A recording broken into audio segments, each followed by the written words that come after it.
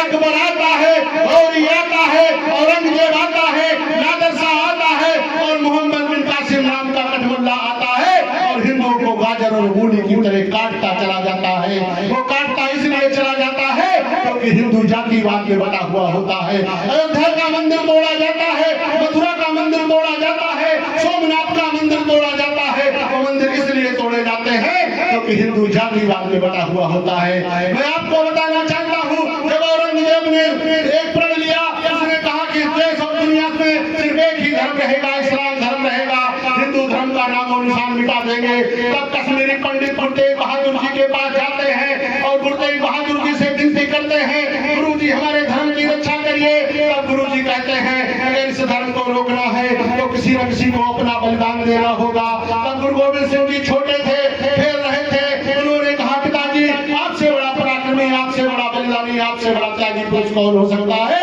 तब गुरु तेग बहादुर जी ने कहा जाओ उस औरंगजेब से कह दीजिए जिस दिन गुरु तेग बहादुर को इस्लाम धर्म स्वीकार करा देगा, ये पूरा समाज अपने आप बिना लड़ाई लड़े इस्लाम धर्म को स्वीकार कर लेगा। और उसके बाद चांदनी चौक पर जब उनका शीश काटा गया तो इतनी सेना औरंगजेब की रही थी, उससे 10 गुना भीड़ हिंदुओं की भीड़ तमाशा देख रही थी, क्योंकि वो जातिवाद में बटे हुए थे। उनको जाति दिखाई पड़ रही थी, सत्ता दिखाई पड़ रही थी, लालच दिखाई पड़ रहा था, धन और वैभव और संपदा दिखाई पड़ रही थी। और उसके बाद जब इसकी सूचना गुरु गोविंद सिंह जी महाराज को हुई, उन्होंने संकल्प लिया और एक सेना बनाई कि 1.25 लाख से एक लड़ाऊं, चिड़िया से मैं बाज लड़ाऊं। तब गुरु गोविंद नाम कहाऊं। और जब ये युद्ध शुरू हुआ तो ये युद्ध इतना भयानक युद्ध था कि सिर्फ खून ही खून दिखाई पड़ रहा था। और गुरु गोविंद सिंह जी के 2 पुत्र चमकौर के युद्ध में बलिदान देते हैं। और उसके बाद उनके जो छोटे बेटे थे फतेह सिंह और जोरावर सिंह, उनको जब औरंगजेब की सेना ने उनको जब पकड़ लिया, बेगड़ियों से जकड़ लिया और उनको जब बर्फ की ठंडी बर्फ पर लिटाया गया, तब भी वो नहीं माने। उसके बाद उनको जिंदा दीवार में जब चुनवाया जा रहा था, जब जिंदा दीवार में चुनवाया जा रहा था, दीवार जब छोटे भाई के सर पे आई तो बड़ा भाई रोने लगा। जब बड़ा भाई रोने लगा तो औरंगजेब को लगा कि अब ये बच्चे डर गए हैं, ये आप धर्म परिवर्तन कर लेंगे। और बड़ा भाई जब रोने लगा तो छोटे भाई ने कहा बड़े भैया मैं ये क्या देख रहा हूँ। गुरु गोविंद सिंह जी के पुत्र की आंखों में आंसू कैसे आ गए। तब बड़े भैया ने कहा छोटे भाई जब तुम्हारे भुल्लों को चीरकर दीवार बनाई जा रही थी तब भी मेरी आंखों में आंसू नहीं आए। जब तुम्हारे सीने को चीरा जा रहा था तब भी मेरी आंखों में आंसू नहीं आए।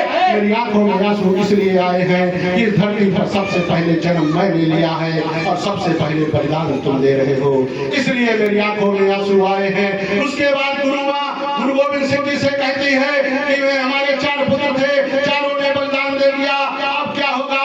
तो गुरु गोविंद सिंह जी कहते हैं इस देश धर्म के वास्ते मार दिए सुख 4 मुए तो क्या मुए, ये जीवित कई हजार। इतना ही नहीं, मैं आपको बताना चाहता हूँ बहुत से षड्यंत्रकारी हम लोगों के बीच में जब जाति के नाम पर बंटवारा करने आए तो उनसे बस एक ही बात बोलना, हम सनातनी हैं। क्योंकि आप जब दूसरे वर्ग के बारे में बात करोगे तो वो कभी अपनी जाति नहीं बताता, वो अपने धर्म के नाम से पहचान देता है।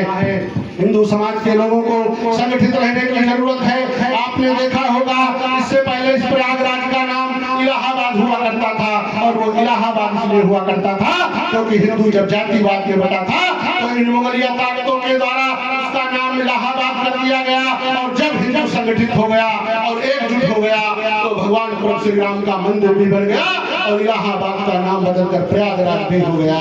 क्योंकि जहाँ पर 2 नदियों का मिलन होता है उसे प्रयाग कहते हैं और जहाँ पर 3 नदियों का मिलन होता है उसे प्रयागराज कहते हैं। मैं हिंदू समाज के लोगों आपसे अपील करने आया हूँ, आपको संगठित रहने की जरूरत है, किसी के बहकावे में आने की जरूरत नहीं है। ऊंच नीच छुआछूत को समाप्त कर फिर हिंदू समाज की स्थापना करने की जरूरत है। हम लोग हिंदू समाज के लोग सनातन में रहने वाले लोग विनम्रता की भी भाषा जानते हैं और हम लोग बहुत पूर्ण रूप से बहिष्कार करने की और प्रतिकार करने की भाषा जानते हैं। हम लोग बजरंगबली के भक्त हैं, बजरंगबली से प्रेरणा लेते हैं। जब मेघनाथ के द्वारा लक्ष्मण जी को शक्ति मारी गई, जब उनको शक्ति लगी तो सुखेन वैद्य ने कहा सूर्य उदय से पहले अगर संजीवनी नहीं आई तो लक्ष्मण जी के प्राण नहीं बचेंगे। तो बजरंगबली जी ने पहला स्वर विनम्रता का कहा कि हे सूर्यदेव स्वीकार करो, हे सूर्यदेव स्वीकार करो, हनुमत का प्रणत विनय होना, जब तक न संजीवनी ले आऊं तब तक तू नहीं प्रकट होना। और जब हिंदू काटा जा रहा हो, हिंदू मां बहनों की अस्मिता को लूटा जा रहा हो, तब हमको बजरंगबली का दूसरा विषय याद रखने की जरूरत है। आपको पता होगा बचपन में बजरंगबली जी ने सूर्यदेव को मीठा फल समझकर निगल लिया था, तो इसलिए उन्होंने वो भी याद दिलाई कि हे सूर्यदेव स्वीकार करो, हे सूर्यदेव स्वीकार करो, हनुमत का प्रणत विनय होना, जब तक न संजीवनी ले आऊं तब तक तुम नहीं प्रकट होना। वरना दिनकर ये याद रहे अंजनी तने से पाला है, तुम देख रहे हो बचपन से हनुमत कितना मत वाला है, तुम देख रहे हो बचपन से हनुमत कितना मत वाला है। दो पंक्तियों के साथ अपनी बात को समाप्त करूंगा।